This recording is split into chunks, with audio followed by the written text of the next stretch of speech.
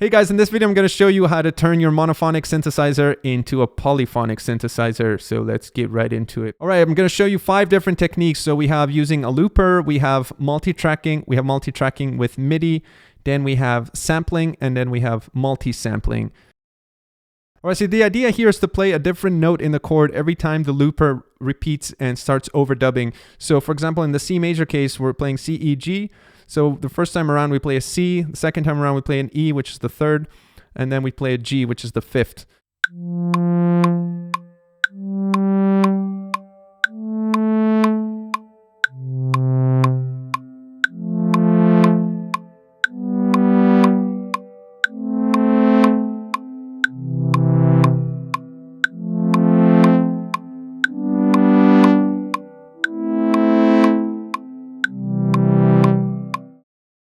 All right, the other technique is very similar, but instead of using a looper, which is automatically looping and overdubbing, we're going to manually create different tracks and record each note in a separate track.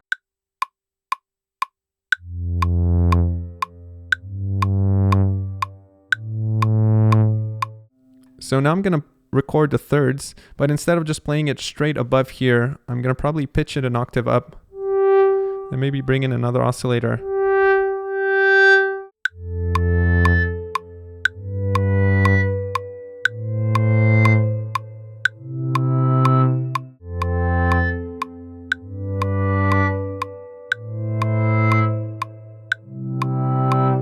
So another advantage is now I can manipulate these tracks in my DAW, but in this case, for example, the root I can pan left a bit, the third I can pan right a bit, and let's keep the fifth in the center.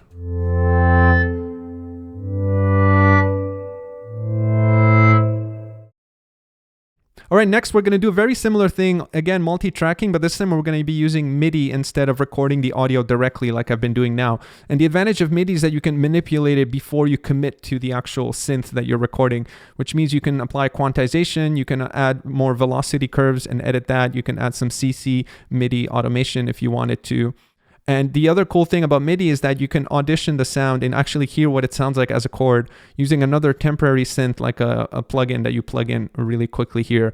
So very similar process. I'm just going to open this soft sync called Analog, which comes with Ableton, but that doesn't really matter. Any DAW you're using, just pick whatever default standard synth comes with it.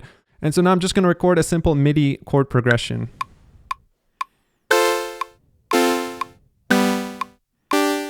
All right, the next part is you actually have to convert this into audio to track the actual hardware synth that you want to use to turn into a polysynth. So what you would do is set up the grandma as an audio track here, just like normal. And then in this MIDI channel, I'm going to remove this plugin here because I don't want to use that anymore. That was just a temporary thing for me to be able to hear and program the chords ahead of time. But now that we don't need that, I'm going to switch it here so that the MIDI from this channel is going to be sent to the grandmother. All right, so now if I hit play just as it is, all the chords are being sent via MIDI, but the grandmother can only handle one of them at a time. So what you want to do now is sort of a manual process, but effectively you have to go through each chord and disable the notes you don't want to record for this particular track. And you hit the 0 key for that. So I'm just going to select the top notes here. And so now that those are disabled, only that bass note will be sent. For the second note, you effectively duplicate or create a new track, arm that one instead. And then you go back here, and instead of enabling the bottom note, you would re-enable that again with 0, and then enable the middle note so that the second time around you're recording the middle note, then you enable the top note, you pass that, and you'll end up with 3 audio tracks, 1 for each note, just like we did when we did the non-MIDI version when I was playing it live.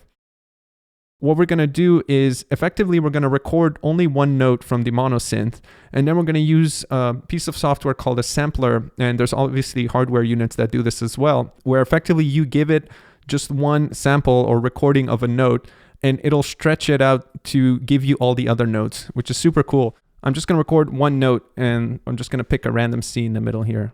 We're going to use this device called Simpler, which is Ableton Live's kind of simple sampler where you can just feed it one sample and it'll actually time stretch it properly using warping to make sure it maps to all the keys. So super simple. I have my recording here. I'm just going to drag it into Simpler. I'm just going to drag this here to select a sample. So now I'm going to be playing on the Grandmother, but all I'm doing is sending MIDI to Ableton Live. You're not going to hear what the Grandmother is producing right now. So this is effectively the sample I recorded, time stretched. And what's cool is it's automatically turned into a polysynth. And now you can treat this like a mini synthesizer as well. It has its own envelopes here, so you can increase the attack. And what's cool now is I can add reverb.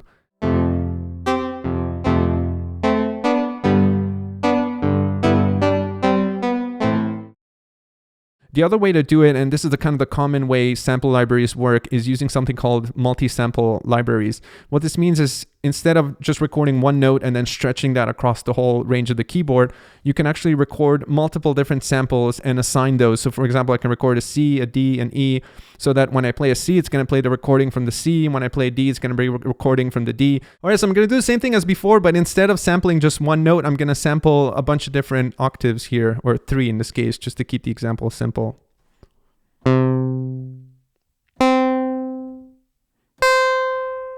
So I'm going to open Sampler and click on the zone here.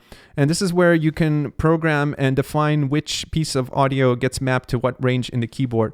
So the simplest thing you can do is just drag this piece of audio that I recorded into here. And because we have 3 notes, I'm going to duplicate this so that we have 3 different notes. Right now, they're mapped to the entire range of the keyboard. So what you would do now is, for example, I'll select my first sample and I'll isolate the first note in there. And I'm just doing a very crude job. Obviously, if you want to create a proper sample library, you would be a little more precise.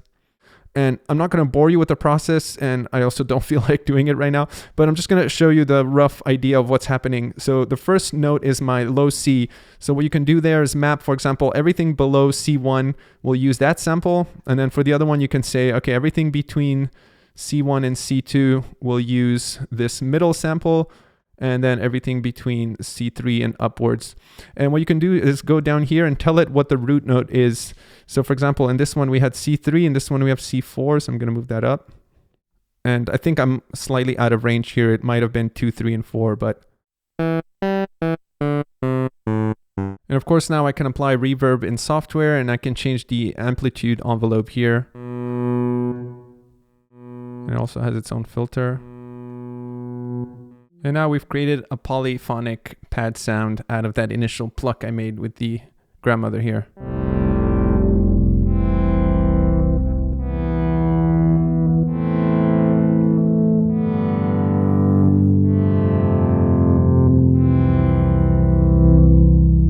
All right, I'm going to wrap it up there. Hopefully you found this interesting, or hopefully this inspired you to try this with your own monosynth. And if you do, let me know in the comments which monosynth worked for you for multi-tracking into chords and polysynth stuff. What's cool about this technique as well is that, like I said, you can do shifts in timbre for every note in the chord. So you have one buzzy fifth versus a smooth root note.